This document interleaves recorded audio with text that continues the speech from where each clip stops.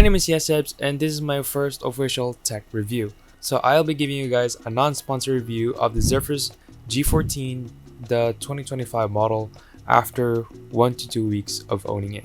The one I have is a Zephyrus G14, the 2025 model, which is packing a 5070 inside this beast of a thin laptop.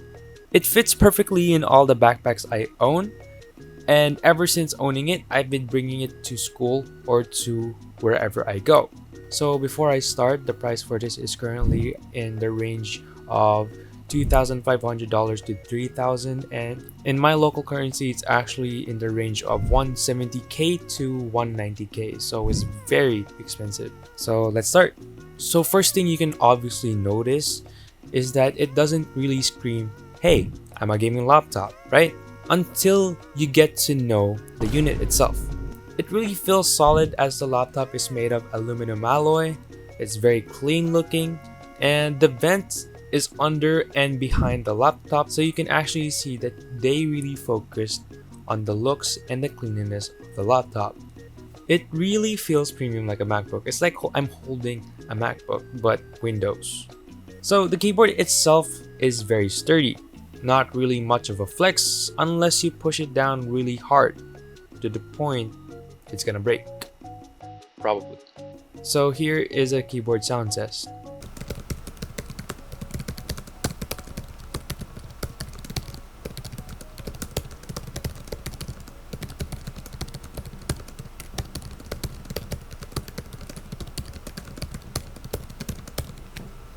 The keyboard actually feels nice, and it's really nice to type on it. I literally bring this to school and I don't really have complaints about it whatsoever.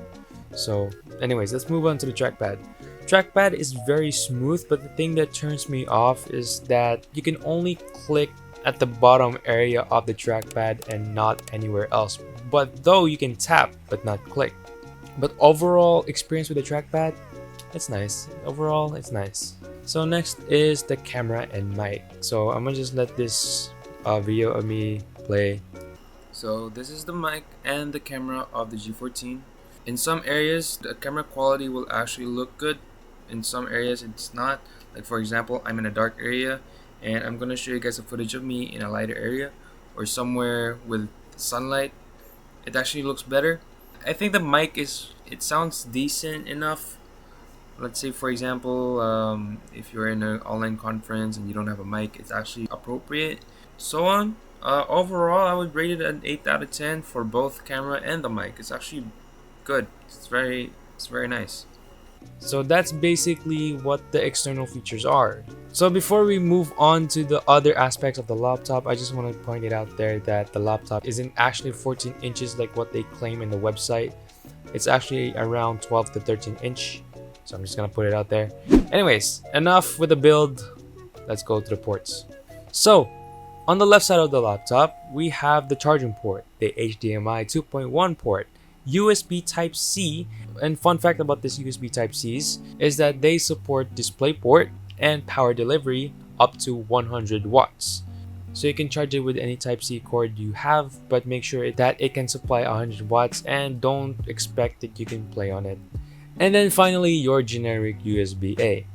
Now on the right side, you have the Type-C, which again supports DisplayPort, power delivery, and this side can support G-Sync. So if you plug in your DisplayPort with a G-Sync monitor, then you can actually use G-Sync. So next is another USB-A port and a micro SD card reader. Anyways, we are now going to the display. So the display of the sleeper build of a laptop is actually 2880 by 1800, and it's a 3K resolution. It's crazy, and it's OLED. I just gotta put it out there, it's OLED. So this is actually my first time owning OLED other than my phone right now. My phone is the iPhone 14 Pro Max, and I think it's OLED. I might have to fact check that later. Anyways, aspect ratio of the laptop is 16 by 10, so there's more space. Let's say for example for editing or for gaming. Refresh rate is 120 Hertz max. So I have covered the important aspects of the laptop's looks. Let's go to the performance. So to test the CPU, I use Cinebench R23. I first did the multi-core test, And for a 14-inch thin laptop, it got placed third with a score of 21,546, and followed by the single core test with a score of 1,877, placing first in their leaderboards, which is amazing. For the GPU test, I didn't really test it because by the name RTX 5070, I already expect it's actually gonna be a beast, so let it slide. Anyways, so I only downloaded Elden Ring because it's the only game I'm currently grinding on. And since it's a AAA game, might as well do performance tests there. So here is a test with the laptop plugged in and in turbo mode. As you can see, it's really stable at high settings at 60 FPS. Sometimes it goes down to 55 or down to 50, but hey, for a laptop this thin, it's actually already an amazing feat and I'm not even disappointed. But it started to drop when I turned on ray tracing and placed the graphics at maximum, and it goes down to the 40s level. So it's actually good to know where the level of stability is at, and I'm not even disappointed. So fan noise is very noticeable, but at the same time it's not. So I'm just gonna let you guys hear the fan noise. I'm just glad it doesn't sound like a jet engine.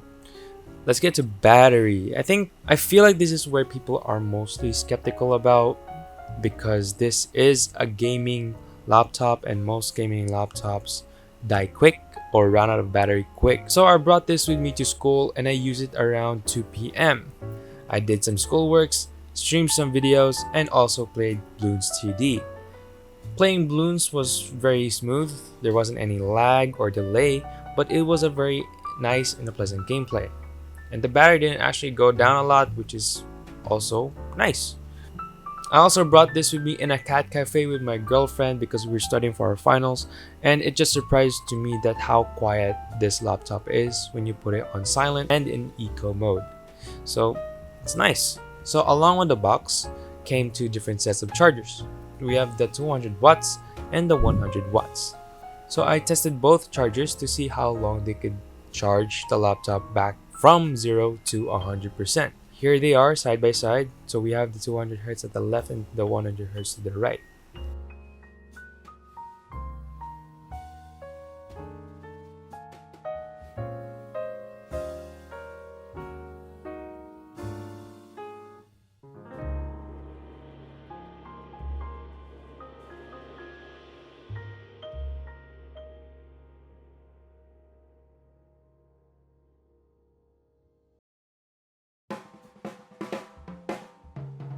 It's crazy to see how the 100-watt charger is almost at the same time as the 200 watts charger, and it's because of its smart charging.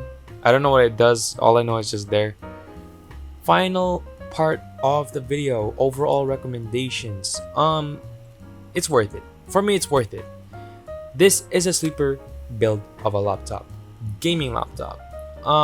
It's good for those people who are always traveling, in engineering courses, architects, people that love to work outside, video edit outside, and just wanting to have this efficient workstation. Downside is the price. The price is very high. But for me, the G14 is actually already an investment, and it's gonna be with me for a while. This is gonna be my partner in crime in content and whatever endeavors that I might do in my life.